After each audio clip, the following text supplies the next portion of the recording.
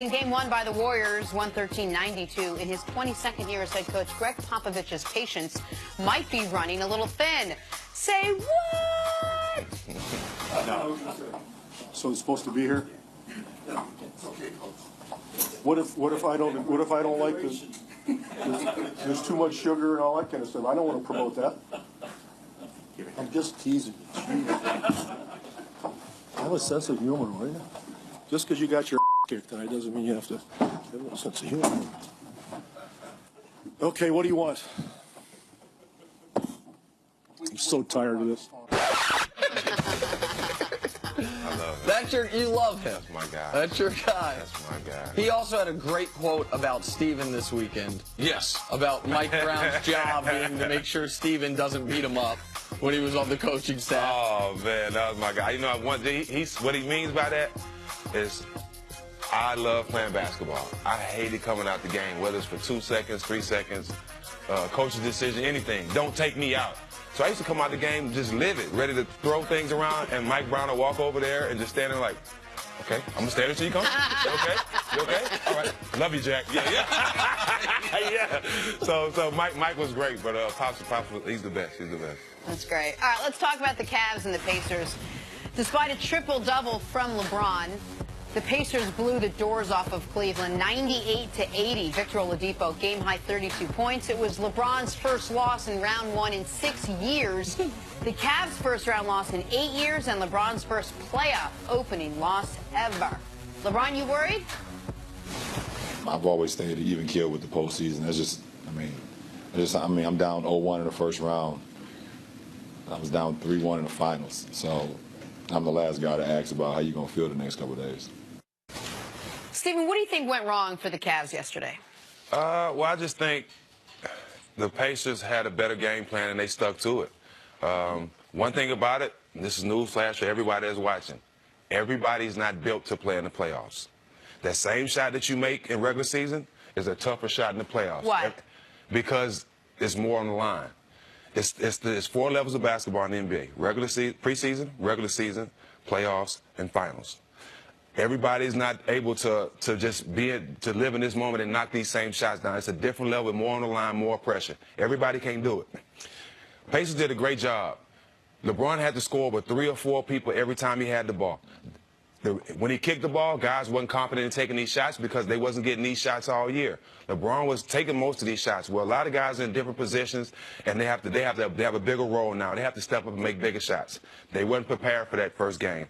The Pacers did a great job of sticking to their game plan, making LeBron score over 4 or 5 people, making it difficult for him, and they were able to get a lead. Now, I don't expect Oladipo to play like that every game. But you got to think Lance didn't play well. A lot of guys didn't play well on their team, and they won. So that's a big plus for the Pacers. Yeah, I think it's a big plus having success against LeBron. And, you know, people will say, well, the different lineups throughout the season. This was the first time, Nick, right? This lineup. This is the first time they had a fully healthy team, and Korver was only healthy for 3 minutes. Right. And they had it for 3 minutes. Yeah, and then George Hill, he also got nicked and ended up going out of the game. So come on. I like the fact. I don't know what's left of George Hill.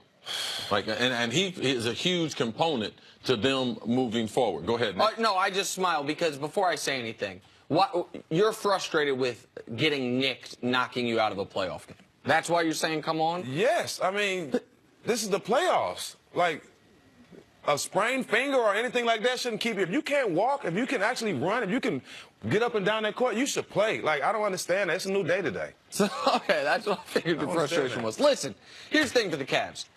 Can't be taking these first quarters off, guys. Right. It's period, point blank. What is it, 33-14 after 1? That ain't going to get it done. And I think they had the huge comeback against Toronto. Then they were down 17 to Washington with 6 minutes left and won that game. Then they were down 30 to Philly and were 2 LeBron James free throws away from forcing overtime in that game. Right. And I think they got the feeling of, oh, we can, you know how some teams talk about an on-off switch, regular season and playoffs? Cavs are trying to flip this switch mid-game. Like, oh, okay, so the mid-third quarter, we're going to go on a run. And by the way, they did go on their run.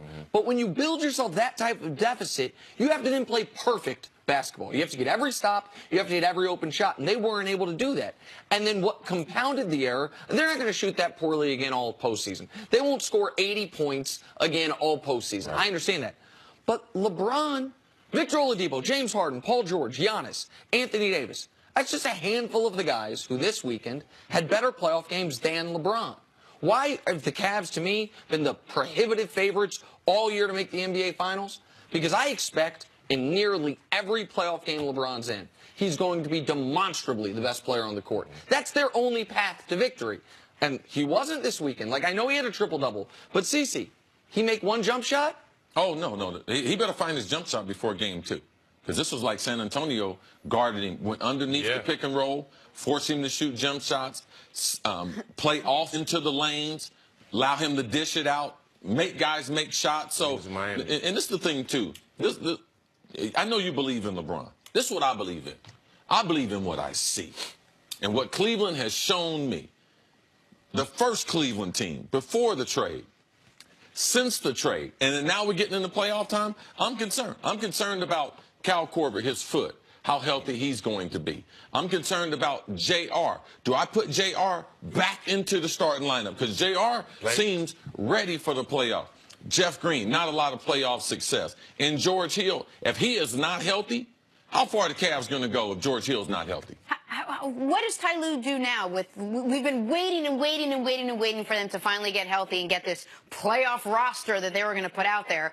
And they finally do, and it lasted a couple minutes, and the guys are in and out. Are you concerned, Stephen, seeing what you saw last night? I'm definitely concerned, but I would never go against LeBron because he seems to always figure it out. And I know how guys these days in the NBA are starstruck when they play against LeBron, so sometimes they don't want to foul him. They just let him score. So he might have a game where he just go crazy and everybody's just watching him and not competing. But I would never go against LeBron. But you got to, guys like J.R. Smith, T. Lue, you got to go and reevaluate relationship with him because this is a guy that's not scared of these moments. This is a guy that can play in these moments.